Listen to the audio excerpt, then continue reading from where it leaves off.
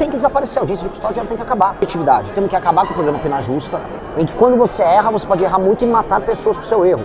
Fala, patriota! Se você quer enxergar a política sem filtro, se inscreve no canal agora, ativa o sininho e escreve missão aqui nos comentários. Quero saber quem já faz parte dessa missão. Bora? Ok, bem, mas aí tem a Procuradoria-Geral da República e mesmo assim, às vezes, teve um inquérito das fake news, foi aberto sem Ministério Público, sem Polícia Federal. Mas eu, como presidente da República, eu não volto a colocar, eu tenho que estabelecer os limites de atuação de cada poder. Eu não posso ser um boneco. Então, por mais que, o PGR vai ser instado pelo STF a vir pra cima de mim. Paciência, que venha. Agora, o que eu não vou fazer, que é o que diferencia do Bolsonaro. O Bolsonaro ficou fazendo enfrentamentos ativos contra o STF. Não, eu vou brigar, vou falar. Eu sou da tese, STF, quer errar? Então vem errar. Eu não vou cumprir. Aí eles vão gerar crise institucional.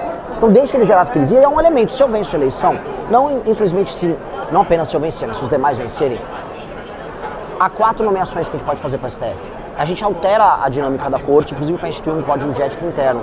Então, minha tese é, eu vou trabalhar, não vou procurar o conflito. Se o Senado quiser ir para cima para empichar ministro do STF, vambora, vamos tocar. Não serei eu a provocar a crise institucional. Dito isso, se eles provocarem a crise institucional, não haverá recuo da minha parte. É isso. Eu vou ser absolutamente institucionalista. Em relação a, você falou de escolhas para os ministros, que perfil você escolheria caso ele? Em que eu já fiz um anúncio, eu fiz 2 anúncios de modelo, não de pessoas, mas de modelos. Nós precisamos de uma pessoa especializada na área da agricultura e da resolução desses conflitos no campo e segurança jurídica. Tem que ter alguém voltado a isso, porque boa parte... No STF. No STF. Tem que ter alguém que defenda a segurança jurídica, porque o Brasil passa por uma crise, especialmente nas regiões mais pobres dele, em que não há nenhuma segurança jurídica. Nenhuma. E isso também é um elemento de fuga de investimentos e um elemento que assusta a agricultura brasileira. O Brasil tem que ser um país de segurança jurídica para o investimento poder vir.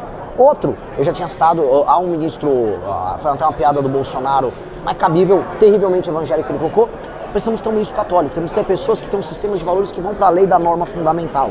Acho que tem que ter Mas você acha importante a bancada evangélica, toda essa não que eu concorde como ela está atuando. Tá. A bancada evangélica, em grande medida, é uma bancada do centrão no Congresso Nacional. Inclusive, está comum em muitos termos. O próprio Republicanos, que é um partido ligado à bancada evangélica, participa do governo. Então, agora, a representação de valores religiosos no Congresso não apenas é bem-vinda, como é necessária. Por que um sistema de valor tem que ser abandonado na prática política? Isso é conversa mole. Dito isso, a atividade deles tem que ser qualificada e é um problema de gestão política dos grupos ali. E o Centrão, como que seria o papel do Centrão? A negociação, até onde entra a velha política e a negociação diante da tua bandeira de não, vou quebrar esses padrões do sistema? Essa é a parte, eu vou falar mais difícil, e é a parte que eu não vou ser populista aqui. Que é nem romântico nem populista, eu vou falar, eu vou acabar com eles. Eu gostaria de acabar, gostaria assim de avisar todos os eleitores, por favor, não vote ninguém do Centrão nessa eleição, mas sejamos honestos, pelo menos 300, 250, 300, 320 deputados do Centrão serão eleitos nessa eleição, com dinheiro infinito, dinheiro de emenda, e o povo vai votar, especialmente as pessoas mais humildes, elas vão votar em políticos do Centrão, por troca de voto, troca de favor, por o prefeito mandar o cara, eles vão votar, e esses caras eles estão interessados em coisas pouco republicanas, ou meramente administrar emendas. Eu vou ter que tornar público e transparente as negociações, eu vou compor governo com os partidos, só que sob novos termos. Eu vou assumir uma coisa que é necessário que se assuma, que o Brasil, na verdade, é um regime parlamentarista, em que há eleição para o presidente, mas no fundo você só forma governo se você obtém maioria no Congresso, que é igual a um regime parlamentarista. Logo, eu vou ter que formar governo igual regimes parlamentaristas fazem. Eu vou exigir uma resolução dos partidos que quiserem compor governo conosco, resolução vinculante à bancada para votar nesses temas, e aí com isso eles podem aderir ao governo e podem, quer nomear um ministro, uma área, ele vai tocar o programa que você assinou a resolução. Não vai ter, eu quero porteira, não vai ter porteira fechada de nada. Vamos compor governo e aí vamos fazer uma maioria. Não vai ser a maior das maiorias, mas vai ser uma maioria para passar projetos de maioria simples. E nas PECs, que aí sim são os grandes projetos estruturantes, caso a caso. E aí trazer a sociedade civil para isso. Eu vou da segurança pública de forma objetiva. O que é o prender matou? Eu venho tentando definir muito rápido, porque eu tenho que fazer uma entrevista. Prender matou é o seguinte: qualquer alternativa ao prender matou significa impunidade. Se você tem um bandido violento que vai te botar uma arma na rua e te assaltar, ou ele vai preso ou ele vai morto.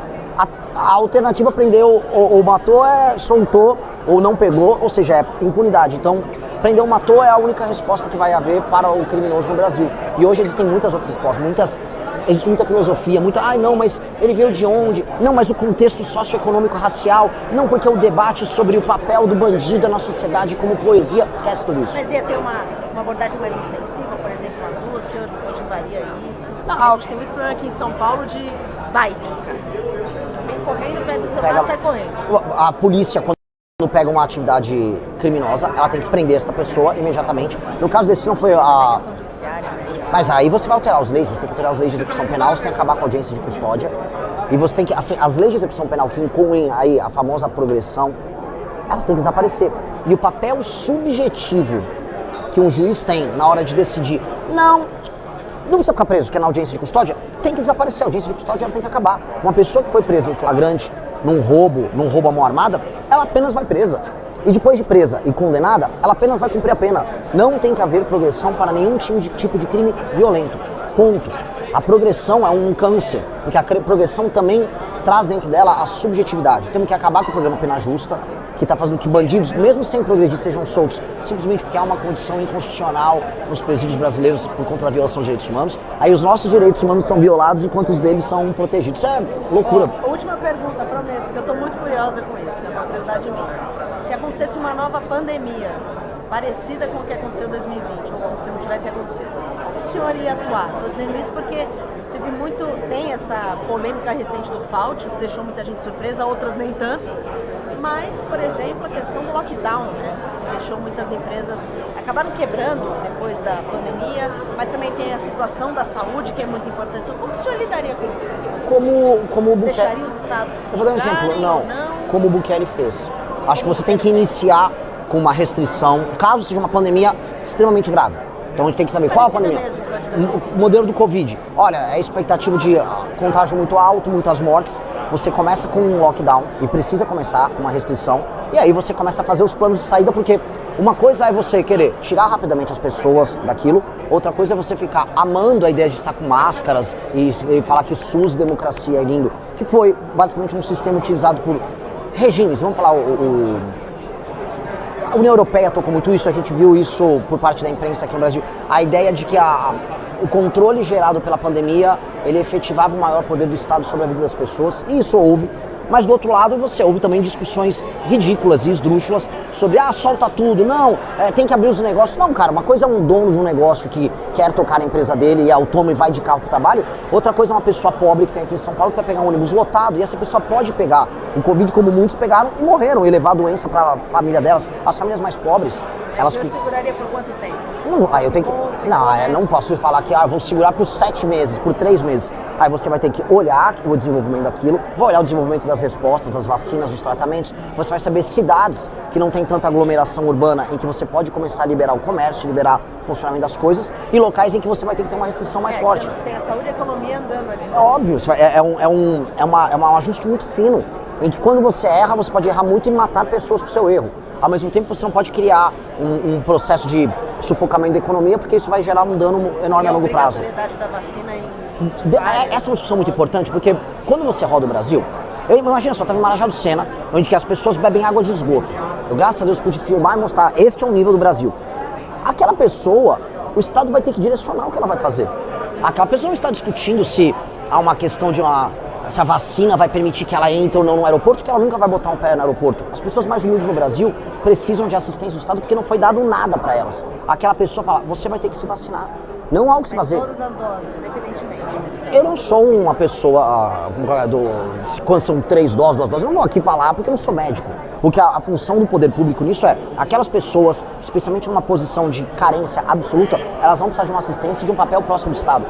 Porque as pessoas não são iguais e as pessoas exercem suas liberdades de maneira diferente. A liberdade de uma pessoa que mora nos lugares com o IDH mais baixo do Brasil, ela é objetivamente, não nominalmente, porque existe uma liberdade nominal que a gente pode botar na Constituição, ou falar de maneira principiológica. Concretamente, aquela pessoa não tem a liberdade sobre a escolha dos atos mais básicos dela. Por isso são famílias que têm... Eu visitei uma família de 8 filhos com a menina grávida com 15 anos. As pessoas não estão exercendo a liberdade, elas estão vítimas das circunstâncias de uma pobreza absoluta. Ali o Estado vai ter que atuar em muito. E não atuar ali é uma desumanidade. Aquela pessoa vai precisar assim, o Estado vai ter que estar próximo. Até com assistencialismo. É difícil. No caso do brasileiro... Eu queria ficar aqui falando de assistencialismo, Bolsa Família, mas olha só. O Brasil é jogar no hard. A gente às vezes importa discussões do primeiro mundo, mas quando a gente vai ver o quinto mundo que existe no Brasil, você fala, é outra realidade. Você tem muitos Brasis. O Brasil de São Paulo, de Porto Alegre, a gente pode discutir em termos europeus, americanos. O Brasil de Marajá do Sena ou do interior, de Pinheiros, no Maranhão, não é isso aí. É Bangladesh, é Índia, é outra coisa.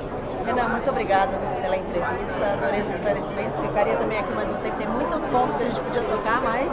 Maravilhoso. E as entrevistas com vocês são sempre muito boas, muito boas. Obrigada. Obrigado a você. Bom evento para você. Obrigado.